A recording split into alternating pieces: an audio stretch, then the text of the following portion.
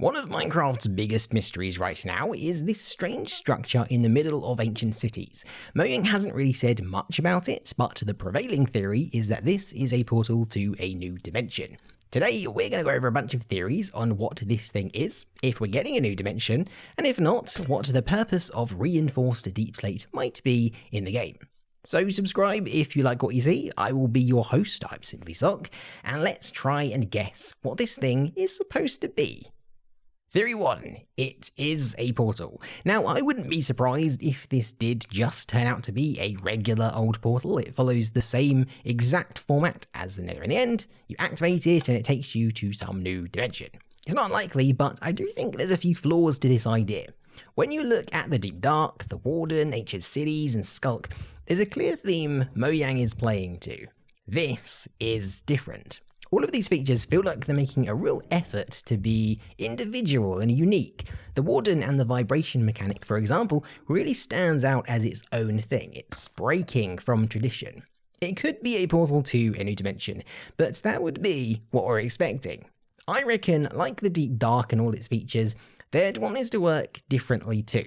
There's also the question of, what would this new dimension do? The Nether is all about fast travel, and the end was, at least initially, a battle arena. If we do get a fourth dimension, what is its purpose? What sets it apart from all the others?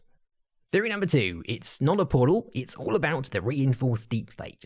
The biggest piece of evidence that this thing isn't just for decoration is because of the Reinforced Deepslate.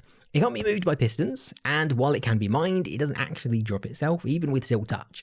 That begs the question, if you can't move it, and you can't obtain it, then that probably means it's supposed to stay put, right?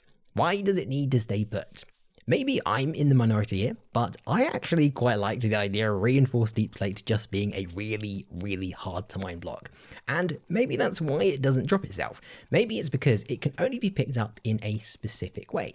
If you take a look at the texture, it kind of seems like it's supposed to be a rotatable block like logs, but maybe just isn't yet.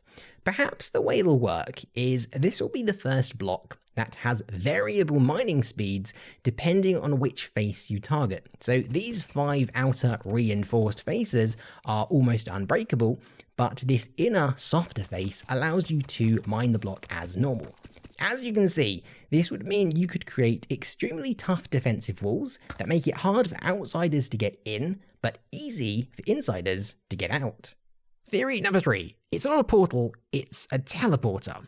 This is actually a fairly popular one. The idea is that this doesn't take you to a new dimension, it teleports you to another ancient city, so you could basically instant travel between cities.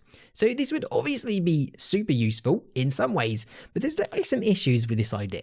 First, while the thought of being able to jump from one location on the map to another sounds good on paper, it might not be as handy as you think. Ancient cities aren't super duper common, so what you'll probably end up with is a network of teleporters that take you to locations you aren't interested in. That said, it could just work in a different way. Maybe it warps you back to your spawn point, sort of like how end gateways work.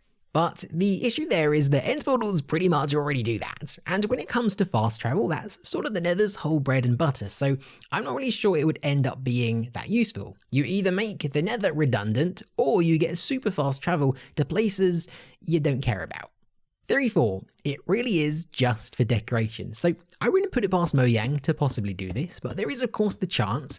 There's nothing special about this structure, and it really is just there for aesthetics. If this were the case, this introduces a big problem. Something a lot of people have commented on is that the ancient cities aren't currently rewarding enough, and I would tend to agree with this. Swift Sneak feels like something that would be useful in the cities and the Deep Dark, but in most other settings, it's hard to see why you would want to sneak quickly. In fact, it might even be a bit of an inconvenience because you don't necessarily want to be zooming around abruptly when you're bridging over lava.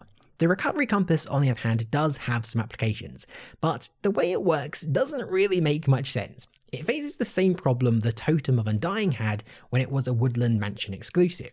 You have to go to one of the most dangerous places in the game to get an item that is only useful when you die. If you survive the ancient city and manage to take a compass home, you kind of don't need it because you're not the type of player who dies easily. And if you have a compass and you die, it's completely useless because the recovery compass has also been lost. I definitely think for the compass to be useful, you should get to keep it on death so it can actually be used as intended. The point here is ancient cities are dangerous. The warden is oppressive. There's got to be an irresistible prize down there to force players to take the risk. That's why I don't think this can just be for decoration. If it were, the entire basis of ancient cities is flawed. Theory 5. It's not a portal, it's a gateway. This is probably one of the most interesting theories. We've gotten used to the idea of a portal taking us to another dimension, but this portal might actually do something new. Instead, it'll take us to a new plane. A plane isn't like a dimension because it still occupies the same space as the dimension you're in, the overworld in this case. Think of it as something like the spirit world. Overlaid on top of the regular world is a hidden layer of content that you can only see and interact with if you've passed through the gateway. This would allow you to bypass one of the biggest hurdles that comes with adding new dimensions, filling it with content.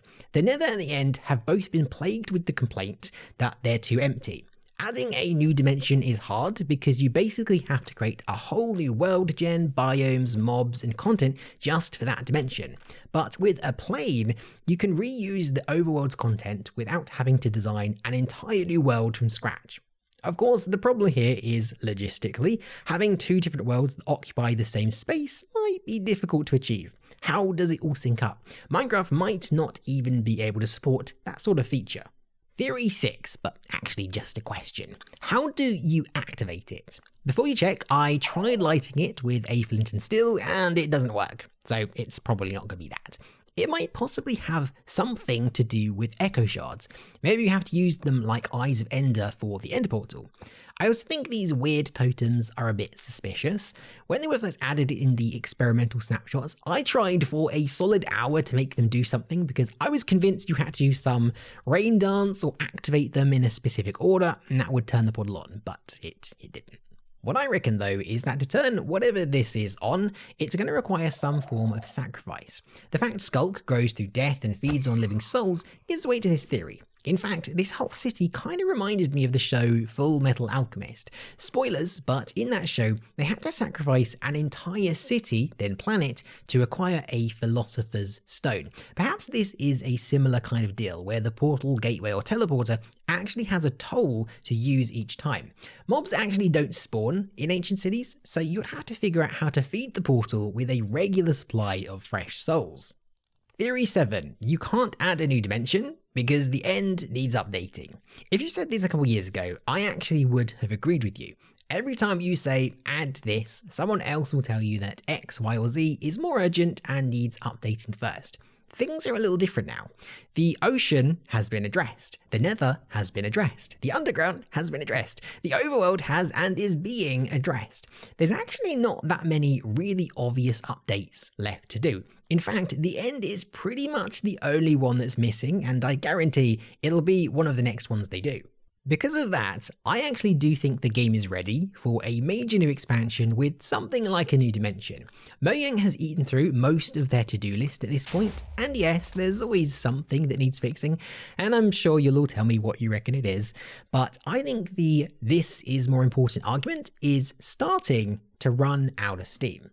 Theory number 8. It's not a portal, it's not a gateway, but it is a magical structure. So this thing might not actually take us anywhere at all. It might fall into the same category as something like the beacon or the conduit, in that it's a built structure that provides some kind of effect on you or the surroundings. For example, maybe it's called Reinforced Deepslate, not because the block is strong, but to reinforce things like the player who passes through it. Maybe by walking through it you get some kind of special buff that makes you really strong. One thing that's weird about this thing though is how much bigger it is than the other portals. Maybe it needs to be this big to let something big through. One theory is that this is some sort of super spawner that unleashes a horde of enemies or perhaps even a boss. So it is a portal, just an exit only portal. Theory number 9. Whatever it is, it's not coming till later. If this feature has something to do with a major new game expansion, like a dimension, I'd be very surprised if we saw it in 1.19. That's a really big commitment, and isn't something you can just squeeze out in a snapshot or two. I think this monument is going to stay like it is for now, and give the community time to speculate and build up the mystery, basically what I'm doing now, before they do anything with it. A lot of people aren't going to like the idea of that, and will say the warden and everything is pointless, but I think we should withhold judgment for now. While it does leave the ancient cities incomplete for a time, as long as there is a planned vision to finish them, I don't think it's the end of the world to wait a little bit. I also don't think they need to throw out a bunch of random loot into the cities to make up for it. Ancient cities may have a roadmap on how they're supposed to work when finalized, it's just not all been implemented yet. Let's wait and see. But anyway guys, those are just some of the theories I had. What do you reckon? Did I get anything right, or was I way off? If you're from the future, by all means, roll in my face, I deserve it. Either way, that is all we have time for today. Thanks once again for watching guys, I hope you enjoyed. I have been your one and only Simply Sark, and I will catch you in the next one.